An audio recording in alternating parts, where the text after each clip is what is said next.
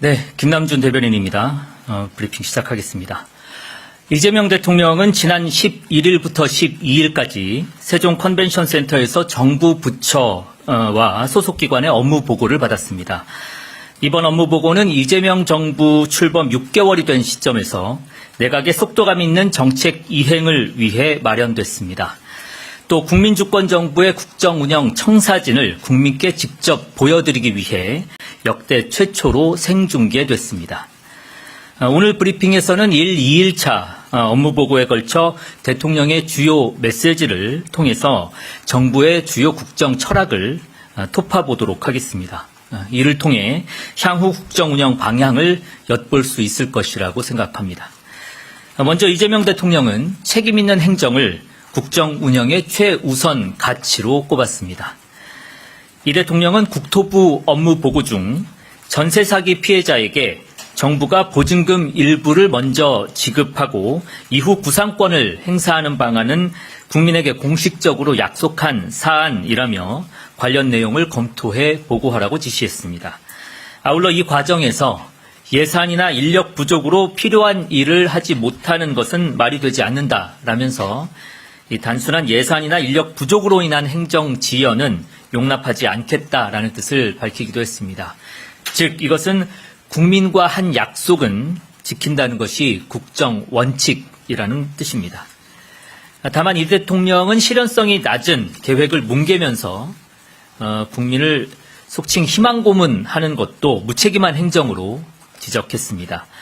이어 정치적 비난을 피하기 위해 애매모호한 목표를 제시하는 것보다 국민께 현실을 보고드리고 수기를 거쳐서 실현 가능한 목표를 정하는 것이 바람직하다며 정치가 투명해야 한다라는 생각을 밝히기도 했습니다.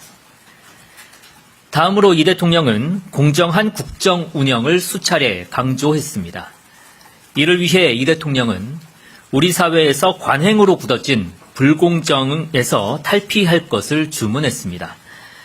고용노동부 보고 중 이 대통령은 정규직, 비정규직 간 차별을 언급하며 이는 똑같은 노동을 하는 데에도 부당하게 혜택을 받는 자리를 만들고 경쟁을 통해 그 부당한 지위를 누리는 것이라고 말했습니다. 국토교통부의 보고 과정에서는 최저가 입찰 관행이 문제라는 점을 제기하기도 했습니다. 이에 입찰 과정의 평가 요소에서 국내 기업에 협력을 하고 있는지 또 노동자, 납품업체와 상생하는지 여부 등 공익적 요소를 넣을 것을 주문하기도 했습니다.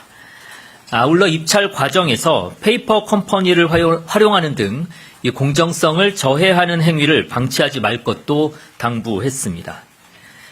국세청의 보고 과정에서는 압류재산의 처분 제도를 악용하는 불공정 사례도 짚었습니다. 특히 이 대통령은 변호사 시절의 경험을 언급하면서 국세청이 후순위 채권인 압류재산을 매각하지 않아 오히려 체납자들이 가짜 저당을 잡힌 후에 압류를 당해서 평생 그 집에 살게 되기도 한다며 국세청이 관련 제도를 조속히 개선할 것을 지시하기도 했습니다.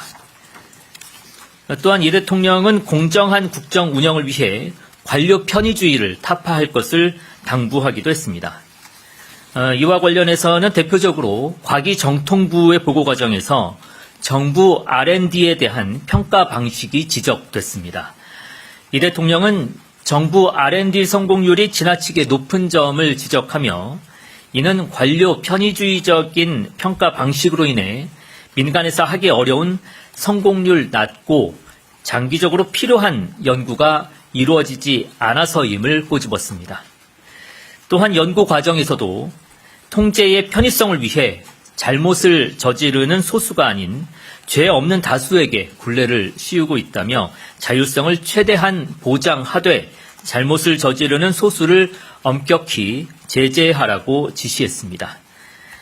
한편 이 대통령은 우리 사회의 큰 공정성 이슈로 지역균형 발전과 양극화를 언급하기도 했습니다. 기획재정부의 업무보고 과정에서는 재정조세 정책을 수립할 때 이를 항상 최우선 과제로 염두에 두고 고민할 것을 당부하기도 했습니다. 마지막으로 이 대통령은 각 부처와 유관 기관에 적극 행정을 지시했습니다. 특히 이 대통령은 국민의 생명과 안전과 관련한 업무에 대해선 무엇보다도 적극적으로 임할 것을 당부했습니다. 한국도로공사 보고 과정에서는 동일한 지역에서 동일한 사고는 고의이자 중과실이라며 사고가 난 지역에서 다시는 재발하지 않도록 시설물 관리에 각별히 신경을 쓰라고 당부했습니다. 또한 관세청이 마약 단속을 소극적으로 하고 있다는 점을 질책하면서 국민의 안전을 지키기 위해 국가 권력의 정당한 행사가 필요하다고 강조하기도 했습니다. 아울러 반복적이고 중대한 개인정보 유출에 대해선 경제적 제재를 강화할 것도 지시했습니다. 이 대통령은 우리나라는 경제 제재가 너무 약해서 위반을 쉽게 생각하고 또 노력을 보이지 않는다면서 국민에게 피해를 주면 회사가 망한다라는 생각이 들 정도로 강한 경제적 제재를 해야 한다고 말하기도 했습니다. 한편 이 대통령은 업무보고 전반에 걸쳐 공직자들을 격려하면서 깊은 신뢰의 뜻을 표하기도 했습니다.